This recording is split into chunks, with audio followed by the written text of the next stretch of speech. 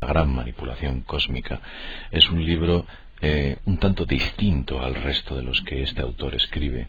Distinto porque hace referencia a una posible manipulación por parte de fuerzas o poderes que están más allá de lo que nosotros podemos percibir dentro del nivel material y que controlan desde aspectos tales como la política, la sociedad, la economía, de todas esas cosas que hemos hablado aquí. Es un autor que ya este libro es del año 1981, con lo cual hace 27 años ya el señor Atienza percibía que había algo más allá, una fuerza oculta y misteriosa que nos controlaba y que controlaba absolutamente todo. No solo David Icke, no solo Salvador Freixedo, no solo Juan García Atienza, hay más autores de los cuales después de una larga búsqueda he conseguido libros, como por ejemplo también de Andreas Faber-Kaiser, El muñeco humano. También encontramos otros autores que tratan este tipo de tema, como por ejemplo Michel Granger, con su libro Extraterrestres en el exilio, en el cual habla de que la especie humana actual, es el resultado carnal entre las hijas de los hombres primitivos y los seres llegados de otros mundos. Él ya hacía una referencia a este tipo de cuestiones. O por ejemplo Robert Charroux en su libro El libro de los dueños del mundo, en el cual también dice que ángeles o dioses extranjeros llegados de otros planetas fueron los auténticos y son los auténticos dueños del mundo. Con ello quiero decir que hay varios autores, bastantes autores, e incluso seguro que a buen seguro hay muchos más de los que yo no conozco, que han planteado esta idea sobre negro sobre blanco. La idea es la siguiente. Hoy vamos a presentar, como ya he dicho al principio, o vamos a hablar un poquito sobre La gran manipulación cósmica, un libro que si usted no lo tiene y consigue acceder a él a través de internet por medio de viejas librerías o por medio de algún tipo de página web que se dedica a recopilar libros antiguos, pues le animo a que lo adquiera.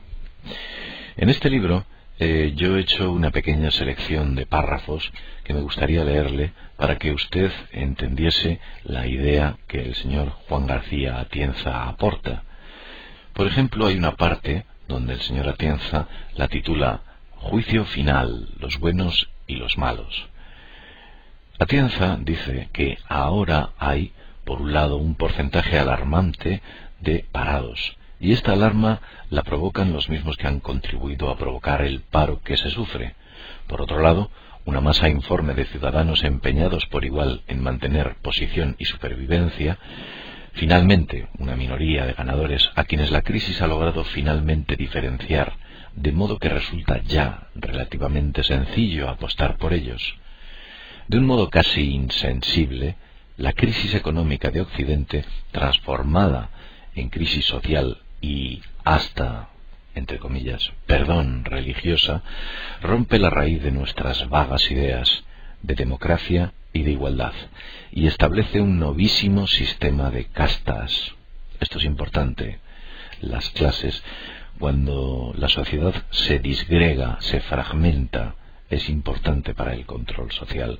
Este apunte le he hecho yo, no aparece en el libro, pero continúo leyendo, en el que los presuntos vencedores o elegidos van siendo atraídos desde la cúspide de la pirámide, examinados, analizados, célula a célula, y eventualmente, entre comillas, entre paréntesis, si la prueba resulta positiva, enlazados a la categoría de poder delegado, en la que actúan como bucoemisarios de la entidad anónima.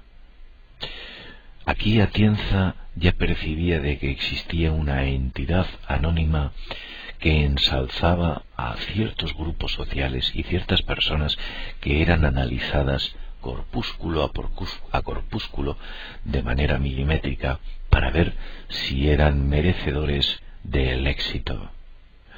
Pues bien, después de la entidad anónima o ignominiada, que decide desde la cima el destino de todos, en mayúscula, los seres humanos, su función y coordenadas al margen de los deseos soñados y de las esperanzas concebidas. En este párrafo, Juan García Atienza, desde luego, como ya he dicho antes, nos está abriendo las puertas a esa entidad que no tiene nombre, a esa entidad totalmente anónima que parece seleccionar a aquellos que se encumbrarán en el éxito, que los subirán a la cúspide de la pirámide. Y es curioso que utilice el término pirámide. Pero continuemos leyendo algunos párrafos más de este maravilloso libro. Atienza también se da cuenta que lo importante para esa entidad es controlar y destruir la libertad humana, y aquí lo refleja en un párrafo, cuando dice: a fin de cuentas, se trata de la eliminación continuada, pura y simple, de la libertad humana para elegir su camino evolutivo. El ser humano no debe servirse de, sino servir para. Y en este para hay un beneficiario que está dentro de la sociedad, aunque sin formar parte de ella, algo, máquina, conjunto o entidad metahumana creado por el ser humano, pero que sirve para su propia dependencia, como una cárcel sin puertas que hubiera sido construida desde dentro y que sirviera para dejar encerrados definitivamente a sus propios constructores. Está claro que identifica nuestra falta de libertad, el control social. Está claro que identifica que vivimos en una cárcel, una especie de prisión, prisión que no percibimos y prisión que hemos construido nosotros, desde luego, a través de algún tipo de entidad, de esa entidad innominiada. Continuemos leyendo algunos párrafos más de este estupendo libro. Hace aquí una referencia en un pequeño párrafo en el que titula Escuela de Párvulos, donde ya nos comenta dónde nace el control. Y dice textualmente: bastaría repasar con ojo crítico los libros de texto que rigen en las escuelas de todo el mundo para comprobar que eso que hemos dado en llamar educación es únicamente una concienciación constante e imparable que tiende a condicionar a los futuros ciudadanos para la aceptación tácita de las normas que marcan la continuidad del estatus social decidido desde las más altas esferas de poder de nuestro mundo. La obediencia, el respeto, la confianza ciega en quienes presuntamente están en posesión inequívoca de la verdad supone una estabilización definitiva de los niveles de poder.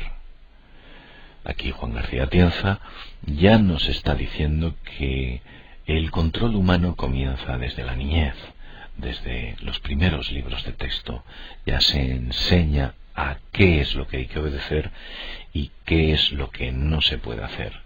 Una especie de canalización del ser humano desde su tierna infancia para mantener y seguir manteniendo y sosteniendo a la hermandad y los fines que desde luego están intentando llevar a cabo.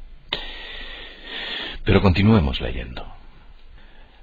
En el mismo párrafo dice: escuela primaria, el niño aprende hechos prefabricados y razones que están concebidas previamente para justificar y supervalorar tales hechos. Cada cual, desde la más tierna infancia, aprende que el progreso, y entre paréntesis, que es el estado ideal del hombre, entre comillas, estriba en la ambición y en el poder, más que en el conocer. En último extremo, se graba en la mente blanda de los niños que el conocimiento es necesario, pero solamente es un camino para alcanzar el deseado poder.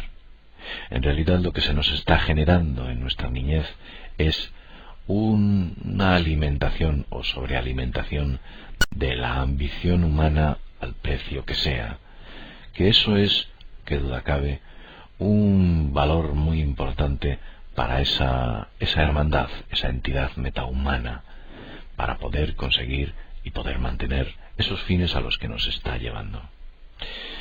Continuemos leyendo algún párrafo más. en estos escritos hace referencia a la historia del pueblo azteca y de los sacrificios humanos ofrecidos a los dioses. Entonces la intervención divina era mucho más directa que ahora. Ahora es sutil, pero no por ser sutil quiere decir que sea menos poderosa. Por entonces, cuando habla de los aztecas, decía que, textualmente, el sacrificio masivo de seres humanos, según cálculos realizados por diversos investigadores, Michael Harner, Saberburn Cook, Woodrow Boran, el número de seres humanos sacrificados anualmente en los altares aztecas antes de la llegada de los conquistadores cortesianos, 1518, oscilaba entre los 15.000 y 250.000. Aquellas ceremonias, unas partes del cuerpo de estas víctimas eran parcialmente devoradas en banquetes rituales en los que intervenían guerreros, nobles y sacerdotes, pero los corazones de los sacrificados, la ejecución se practicaba invariablemente mediante un tajo en el pecho con un cuchillo ritual de pedernal, de siles o de obsidiana, tajo que ponía inmediatamente al descubierto el corazón, que era arrancado con las manos, aún vivo en el reo. Se ofrendaba a las representaciones divinas propias de cada ocasión: Huitzilopochtli, Bichilobos, el Bichilobos de los españoles, Tlaloc o Tezcatlicópala. Los cronistas españoles de la campaña conquistadora y aun los frailes trataron de reconstruir la historia azteca años después de la colonización. Aquí ya nos está hablando de que los dioses siempre han querido de nosotros un sacrificio. Cuando no era un sacrificio directo de carne y de sangre, es, como en la actualidad ocurre, otro tipo de sacrificio. Siempre han querido de nosotros el dolor. El dolor es para ellos como una especie de alimento. Nuestro dolor, debemos emitir algún tipo de energía. De esto ya hablaba bien Salvador Freixedo en su libro Defendámonos de los dioses. Pero continuemos leyendo algún párrafo más.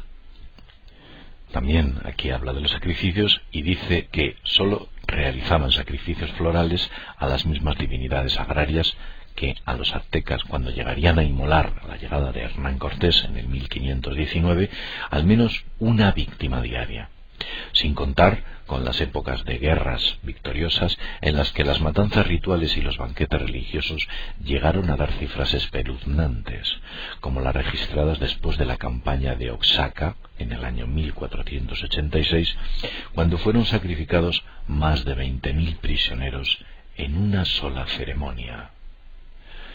Es evidente que los dioses aztecas, los dioses andinos, solicitaban muchísima sangre humana para satisfacer sus necesidades, y qué duda cabe que fueron satisfechas.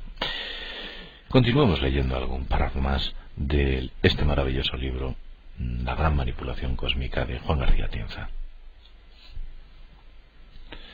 En este párrafo siguiente habla de la solicitud de los dioses de sacrificio, de dolor, contrición, de todo lo doloroso, y dice así: la clase sacerdotal impulsa y promueve de 1000 maneras distintas el sacrificio doloroso, incluso convirtiendo en supuesto dolor el ciclo de las cosechas primero y la eventual presencia seguida de la muerte violenta de la divinidad entre los humanos después, sólo con el fin de crear en la mente del fiel, del que tiene fe, es decir, del que cree sin saber, un complejo de culpa que ha de purgarse sufriendo, como sufrían los padres cartagineses ritualmente obligados a entregar a su primer hijo en el sacrificio.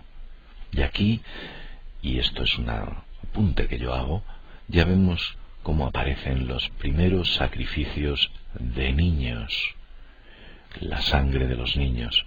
Parece que en los niños, en la inocencia, existe un mayor interés por parte de esa entidad metahumana, de esa entidad innombrable. Y continúo diciendo, y eran penados y echado mano incluso de arrepentimiento ficticio, imbuido obligadamente o impuesto por un acto que nadie en su sano juicio podría tener conciencia de haber cometido, ni de tener la mínima responsabilidad directa ni indirecta sobre él. Como ya he dicho, el sacrificio, el dolor y sobre todo baños de sangre es lo que se solicitaban, lo que los dioses solicitaban. Continuemos leyendo nuevos párrafos de este excelente libro. En el siguiente, Atienza ya nos habla de que el dolor era impuesto de manera universal y dice lo siguiente: impuestos en la existencia universal de esa tendencia al dolor físico y al sufrimiento moral que contribuye a la mediatización de las creencias. Tenemos que preguntarnos su razón, su porqué, los motivos por qué ese choque visceral con lo macabro y doloroso parecen imprescindibles en el comportamiento religioso. Y dice aquí Atienza: ¿se trata de una manía sacerdotal, de un sadismo innato que nace de las mismas clases dirigentes espirituales? Y al final apunta: ¿o por el contrario esas clases han actuado o siguen actuando en la actualidad efectivamente como intermediarias de algo que exige por alguna razón el sacrificio o la energía que desprende el horror y el dolor? Cuando dice algo, se refiere nuevamente a la hermandad babilónica, esa entidad superior, suprahumana, y ya él intuye de que en la actualidad efectivamente también se está exigiendo este dolor a otros niveles que se está consiguiendo de manera totalmente sucinta. Pero continuemos leyendo más párrafos de este libro. Aquí, en este párrafo, que Atienza titula «Venid aquí todos a sufrir», dice: me parece que, en cierto sentido, estamos empezando a alcanzar el fondo, o uno de los fondos del misterio, el porqué de ciertas concentraciones masivas y dolorosas del fenómeno religioso de las apariciones.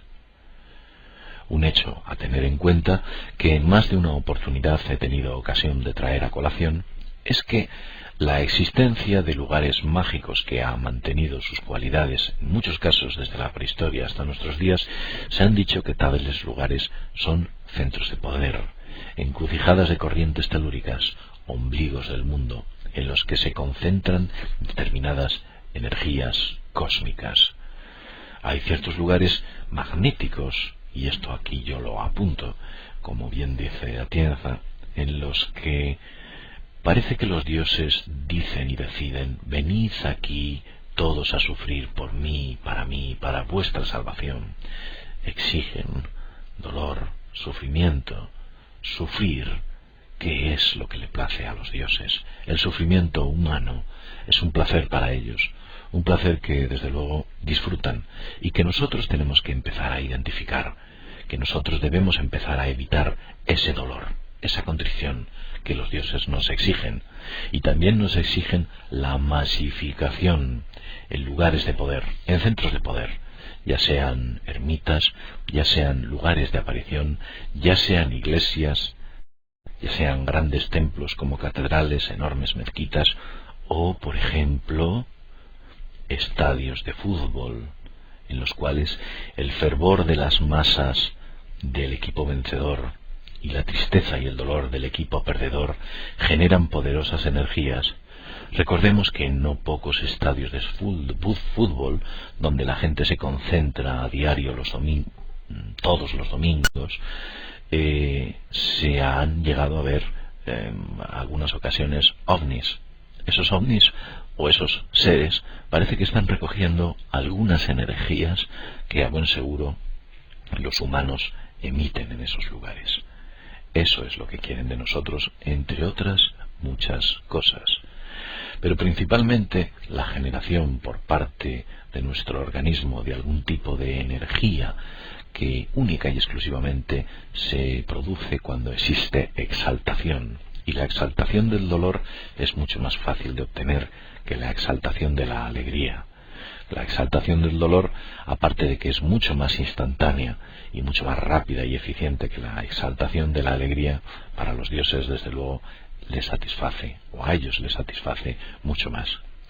Intente usted pillarse un dedo con una puerta, verá que en décimas de segundo el dolor le aparece. Y sin embargo intente encontrar en usted la alegría y la felicidad. Verá que es una meta bastante difícil de obtener. Es por ello que los dioses siempre y constantemente nos piden el dolor. Es por ello que la hermandad nos ha generado y creado en un ciclo de vida, en un modus vivendi, en el cual el dolor para subsistir, el trabajo y la lucha diaria forma parte de nuestra vida cotidiana. Pero continuemos leyendo más párrafos. Aquí, Atienza hace referencia a lo que he estado hablando. Dice, una evidencia es común a esos lugares, se refiere a los lugares de poder, o siempre a lo largo del tiempo o en un determinado instante más o menos prolongado en la historia. Han concentrado en un espacio concreto a una masa numerosa de humanidad doliente, llegada de muchos puntos de diversos sitios para exponer, lavar y proclamar sus máculas y para pedir el medio del dolor que les sea quitado los males del cuerpo y perdonados los males del espíritu. Innumerables legiones de tullidos y gente con terribles enfermedades acuden a esos sitios milagreros en los cuales se espera que se cure al doliente. Es una zona en la que se concentra el dolor, una zona en la que los dioses, o una zona de poder en la que los dioses satisfacen esa sed que, si no es de hambre, sí que podríamos definirla como una especie de necesidad, una necesidad que nosotros generamos. Continúa Atienza diciendo, traed con vosotros todo vuestro dolor y entregádmelo, en este párrafo. Y dice, lea quien lo desee los mensajes emitidos machaconamente por las apariciones y transmitidos por sus angelicales contactados. Allí está claramente expresado todo. Que acudan los enfermos, los lisiados, los que sufren mal de cuerpo o de alma, porque en aquel lugar sagrado habrán de ser consolados, y los enfermos y los lisiados, etcétera, etcétera, acuden en masa, 1 de cada 10.000, o 100.000, o 1 de cada 10 millones, sana milagrosamente, con todas las autentificaciones necesarias de una ciencia que esta vez se ha tropezado con la horma de su zapato, con lo auténticamente imposible. Este tipo de sanaciones, posiblemente histéricas, obedezcan a algún tipo de autosugestión. Es por consiguiente que en esos lugares de poder, en esos lugares de milagro, de vez en cuando se produce una sanación que, como ya he dicho, obedece a la autosugestión. Entonces esa sanación se exalta, se mediatiza, y la gente continúa y aumenta el acceso a estos lugares de poder. La gente con problemas, tullidos, con dolores, con terribles enfermedades, esperando que el milagro se haga en ellos. Y sin embargo, lo que allí sucede es que se está produciendo una concentración de dolor para que con esas energías del dolor se alimenten, como ya he dicho antes, esos dioses. Otro párrafo en el cual dice Atienza, cada cosa en su sitio, dice, todo menos admitir porque para eso nosotros somos la humanidad, la cúspide de la evolución natural, o al menos eso nos hemos creído, que hay o que puede haber entidades que viven en una conciencia dimensional superior a la nuestra y que, sin que nosotros tengamos la menor posibilidad de detectarlas, a menos que ellas consientan o provoquen la detección, conviven en nuestro mundo y con nosotros lo mismo que nosotros convivimos con las ovejas, los cerdos, las vacas o las orugas sederas, y, para más exactitud, haciendo con nosotros exactamente las mismas cosas que nosotros hacemos con los animales o con los vegetales de los que nos servimos y nos nutrimos. Y continúa diciendo, he dicho nutrimos, y la palabra puede parecer incluso un poco o un mucho caníbal o vampírica. Y no es que yo vaya ahora a negar que lo sea y rasgarme las túnicas para afirmar que digo donde digo Diego. Veladamente o incluso claramente nos está diciendo el autor que alguien se estará nutriendo de nosotros, como nosotros nos nutrimos de los inferiores. Esto es una especie de proceso evolutivo.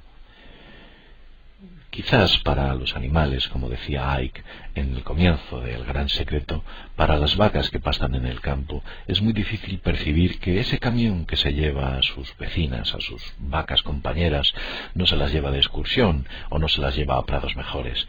Sería muy difícil concebir para esas vacas que se las llevan a un matadero donde serán degolladas.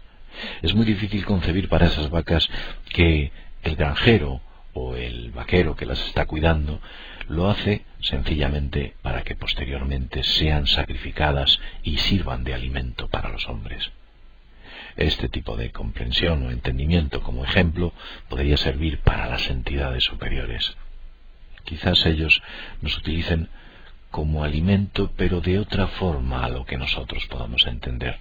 De todo esto ya he hablado antes. El que tenga oídos que entienda. El que tenga oídos que oiga. Y el que quiera entender que entienda. Es lo que trato de decir. Pero continuemos leyendo.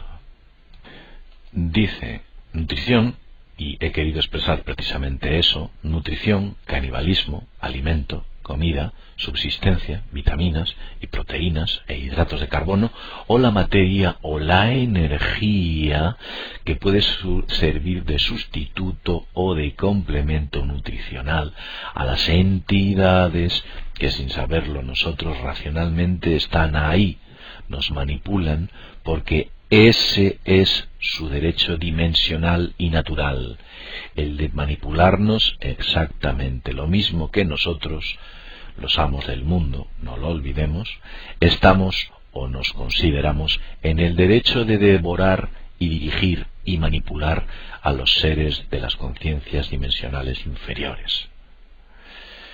Aquí termina el párrafo afirmando lo que antes he dicho y crea un claro paralelismo entre nosotros y los seres inferiores y esas entidades a las que yo llamo la hermandad, que desde luego hacen con nosotros. Sigamos adelante. En este párrafo, qué duda cabe que Icke no leyó a Atienza, y Atienza no pudo leer a Icke sencillamente por una cuestión temporal. Las obras de Icke son 20 años después de este libro, y sospecho que Icke no tuvo acceso a la lectura de este párrafo. Pero desde luego el paralelismo que existe entre las obras de Freixedo, Icke y otros autores y lo que aquí plantea Atienza es muy evidente. Es tan evidente como incluso el propio ejemplo. Y leo: ni bueno ni malo, sino todo lo contrario. Así se titula el párrafo.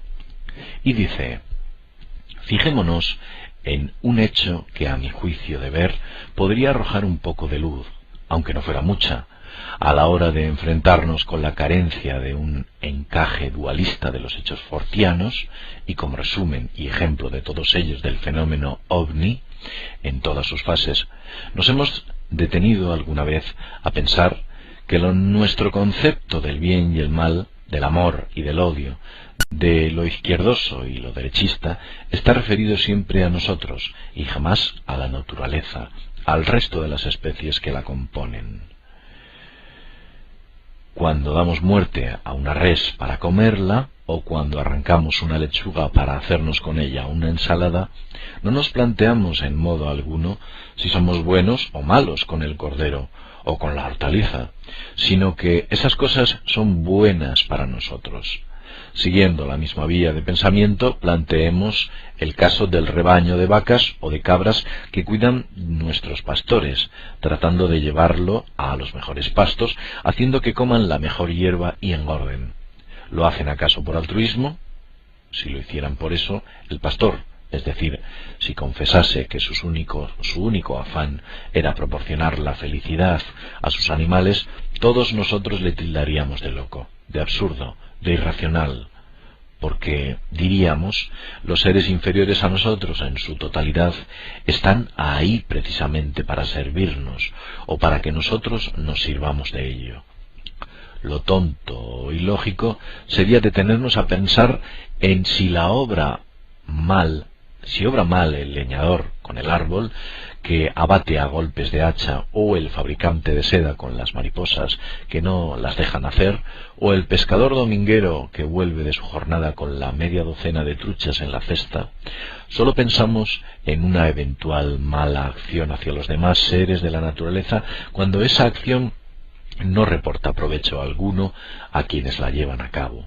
Sutil juicio de valor, porque estamos comprobando ya día a día, y hoy ha llegado ya a constituir uno de los problemas fundamentales de nuestra supervivencia, que muchos de los actos que ha cometido y sigue cometiendo el ser humano en su supuesto beneficio y siguiendo sus necesidades inmediatas están comprometiendo seriamente nuestro futuro, nuestra subsistencia.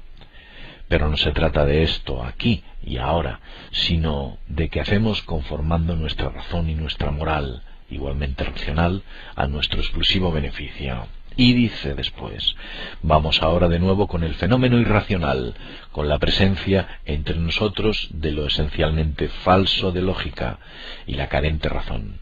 Ese fenómeno ovni. ¿Es bueno o malo? Al margen de lo que opinen los testigos y los investigadores, los contactados y los curiosos. Analicemos su comportamiento al margen de juicios y al margen también de su radical inexplicabilidad. Ante todo, transponiendo cuando acabamos de apuntar respecto a nuestro propio concepto moral, tendríamos que prescindir de que se trate de un fenómeno bueno o malo para nosotros, del mismo modo que no podemos plantearnos si nosotros somos buenos o malos con respecto a las demás especies de la naturaleza. En todo caso, pero que me imagino sería demasiado pedir, tendríamos que preguntarnos o tratar de saber, dentro de lo posible y prescindiendo del pensamiento racional, demasiado consciente, si se trata de un fenómeno o de un conjunto de fenómenos que llegan desde planos dimensionales distintos, y si desde ellos actúan sobre nuestra especie y sobre las demás, y nos las manipulan en su propio provecho, en la única manipulación ante la cual el ser humano tendría que conformarse irremisiblemente a ser un sujeto pasivo. Yo creo que queda claro este largo párrafo de lo que nos trata de decir el señor Atienza. Pero continuemos leyendo de este maravilloso libro algún párrafo más.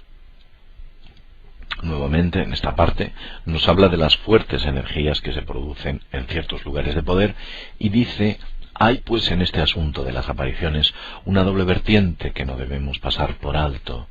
Por un lado, se condiciona a los fieles, y doy la palabra en su sentido más amplio, para el mantenimiento a ultranza de los principios del dualismo propios de la conciencia dimensional del género humano. Es decir, para el mantenimiento a ultranza del estatus de dependencia frente a cualquier deseo o cualquier intención de evolución.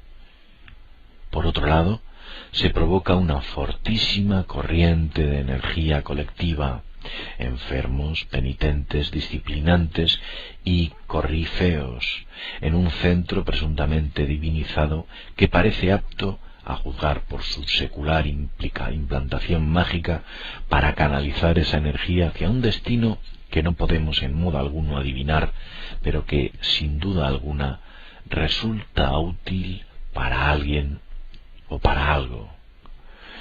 Es en esos centros de poder donde fluye algún tipo de energía magnética, de energía supradimensional, en donde es más fácil canalizar todos esos dolores, todo ese mal que el hombre genera. Esos lugares de poder son, sin lugar a duda, elegidos por los seres o esas entidades que aquí denomina Atienza algo o alguien.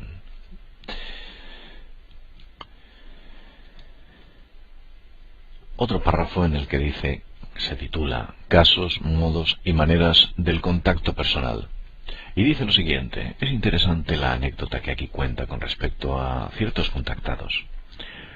Hace algunos años, hay que tener en cuenta que el libro fue publicado en 1981. Continúo.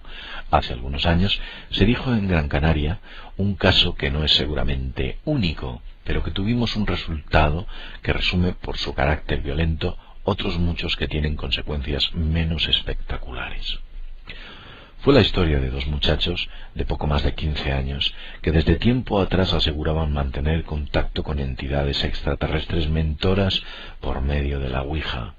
En el verano de 1979 los mensajes se hicieron progresivamente esperanzadores para ambos, porque anunciaban la inmediatez de un posible contacto personal con los presuntos maestros.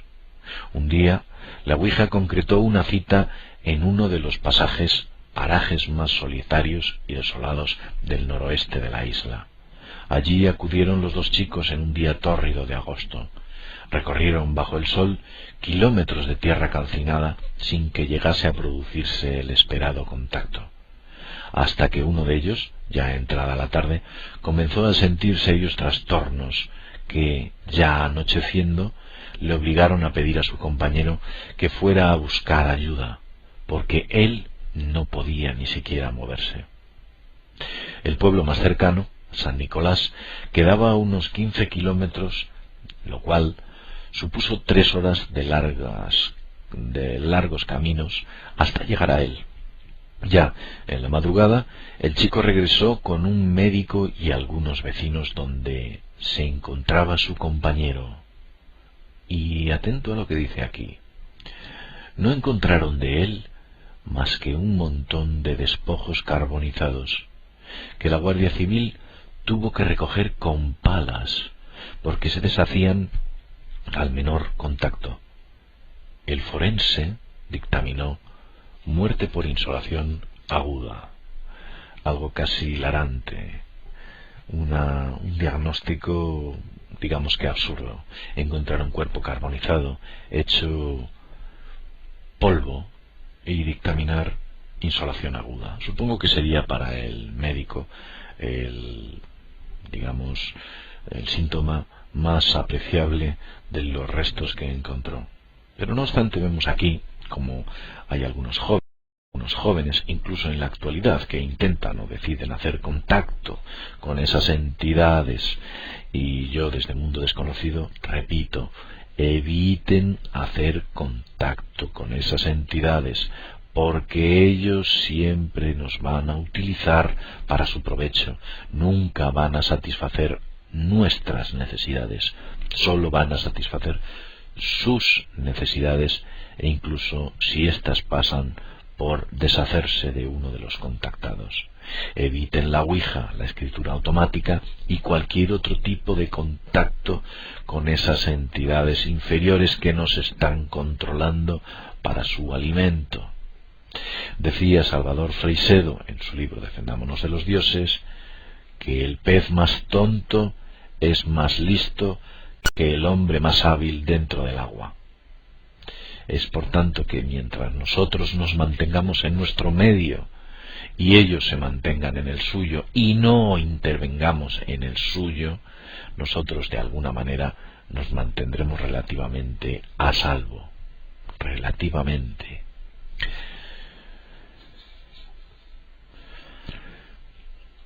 En el siguiente párrafo, Atienza nos habla del simbolismo, del símbolo, y de esto hemos hablado ya en Mundo Desconocido, de determinados logotipos, determinado simbolismo que parece que se repite a lo largo de la historia, formas muy concretas que parecen decir algo y que tienen un significado sobredimensional, un significado que nuestra psique internamente es capaz de interpretar, pero nuestra conciencia no es capaz de detectar. Esos símbolos son símbolos de poder y que encontramos esculpidos en la piedra hace miles de años, así como los podemos encontrar en enormes carteles de anuncio o incluso anuncios de televisión hoy en nuestros días. La hermandad sabe que esos símbolos son símbolos de poder y que se pueden utilizar y se están utilizando para el control del hombre. Y aquí Atienza dice lo siguiente: ver en ellos un tipo determinado de lenguaje trascendente que corresponde a la realidad dimensional que ellos habrían alcanzado. Ese lenguaje tendría que carecer de toda lógica racional, porque únicamente serviría para expresar realidades que quedan por encima o más allá de lo que el pensamiento racional alcanzaría a desvelar. De ahí su aspecto, que induce a la incredulidad precisamente por su falta objetiva de razón, que los hace corrientemente semejantes a un chiste o a un despropósito. Su explicación y hasta las causas profundas de su eficacia habría que investigarlas más allá del mundo circunstancial circundante y habitual de días y de horas y de minutos, porque si es responsable a algo, y no cabe duda de que algo responde, ese algo ha de expresarse en un lenguaje ajeno a los sentidos y al universo de apariencias creado por ellos, aunque con letras, signos, que forman parte primaria de nuestro entorno más o menos cotidiano. Nunca, pues, se puede buscar en ellos la correspondencia literal entre el signo, el símbolo, la forma, aquí apunto yo, y su significado, porque nada tiene que ver el uno con el otro, al menos a niveles de conciencia lógica, dice Atienza. Él ya lo entendía. Esos símbolos que encontramos en numerosos capiteles, en numerosos pórticos, esos símbolos que encontramos escritos en la piedra, en las cavernas, y que continúan apareciendo a lo largo de la historia en todo tipo de centros y lugares sagrados, esos símbolos y esa simbología que las grandes industrias y corporaciones, tanto financieras, industriales, bancarias, de todo tipo, e incluso corporaciones políticas han adoptado dentro, esas formas que han adoptado dentro de sus propios logos, proceden y forman parte de esos símbolos de poder que resultan gratos a la hermandad y que vienen muy bien para sus fines, que es ni más ni menos que el control del hombre. Esos símbolos producen un control, un mecanismo, una especie de interruptor en la psique, como que nos hubieran programado para que esas formas generasen en nosotros algún tipo de mecanismo que les es favorable. Él lo define como la lengua de otro mundo. Y continúo leyendo. Habla de esa lengua de otro mundo, de ese lenguaje irracional que dice que se encuentra en los koan del Zen, los poemas de William Blake, las pinturas del Bosco, el bardo de Tholdor, los chistes de Mullah Nasruddin, el tarot, los cánticos de San Juan de la Cruz, los grafitis de Chinon y Guissons, el pórtico de la gloria, las ruedas tibetanas de oraciones, las pinturas de las cuevas del castillo, el libro de Enoch, las 1001 noches, el libro de la clara luz del día y todos los textos y signos y símbolos y de las huellas de los que, habiendo accedido a la trascendencia, o al menos a una parte de ella, se expresaron con toda la carga de racionalidad y de incomprensibilidad que habían adquirido a lo largo de su existencia al encuentro de la otra realidad. Esos símbolos y signos que encontramos por todas las partes y que nosotros no comprendemos obedecen a una razón o a un raciocinio supradimensional que nos trascienden. Es por ello que intentar comprenderlos resultaría poco menos que imposible. Tenemos que recurrir a nuestra psique, a nuestro pensamiento interior. Y aquí continúa diciendo el autor: se les ha acusado de oscuros, de deliberantemente confusos, de una radical falta de coherencia, de ocultismo, en fin, y se les ha rechazado por ello, o al menos se les ha restado parte de crédito que les correspondía. Habría pues de romper una lanza por esas extensas criptografías esenciales que han constituido a lo largo de la historia de las ideas el corpus orgánico de la trascendencia. No es gratuito el oscurantismo de esos signos. No se trata de reconocimiento deliberado para esconder un conocimiento que no se desea entregar o que se ha entendido solo parcialmente. Esa razón sería tan rastrera que haría perder automáticamente credibilidad a la presunta trascendencia misma que se revela a través de ello.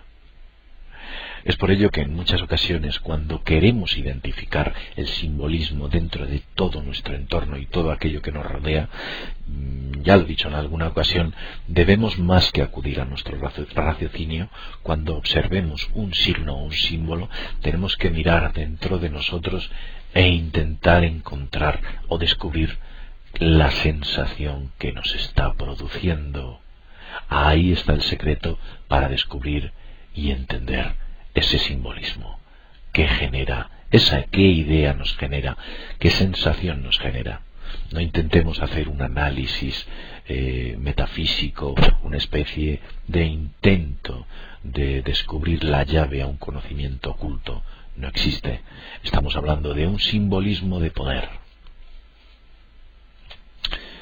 Bien, y después de todo este largo audioprograma de muchos minutos de duración, espero que de alguna manera le haya servido a usted de ayuda.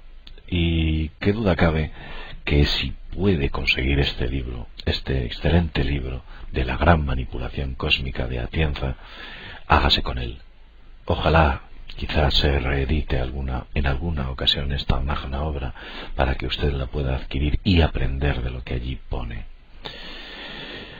No obstante, yo le he hecho un pequeño resumen de lo que en este libro de apenas 300 hojas nos pone y nos explica. Y bueno, pues dicho lo cual, después de esta larga exposición, les deseo que pasen un buen día y nos vemos en el próximo programa de Mundo Desconocido. Hasta la próxima.